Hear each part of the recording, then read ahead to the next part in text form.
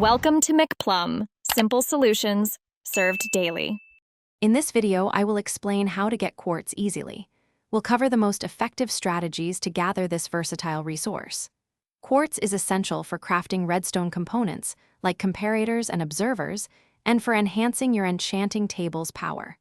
By following these simple steps, you'll quickly accumulate a substantial supply, boosting your in-game progress and creative builds. Let's dive into the best ways to find it. The most straightforward way to obtain quartz is by mining nether quartz ore. These distinctive reddish-brown blocks are abundant throughout the nether, appearing at all Y levels. You can break them with any pickaxe, and each block drops one raw quartz. For a much greater yield, consider using a pickaxe enchanted with Fortune 3, which can provide up to 4 raw quartz per block. This method is highly efficient for large quantities.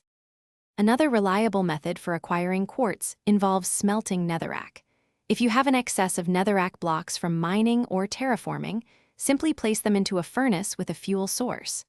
Each netherrack block will smelt into 1 raw quartz.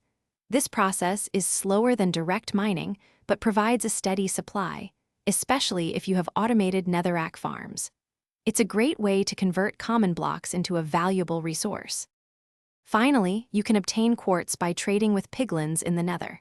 Simply drop a gold ingot near a piglin, and it will pick it up and offer you a random item in return. Raw quartz is one of the many items they can give you. While this method relies on chance, it's a fun and sometimes quick way to get quartz, especially if you have a surplus of gold.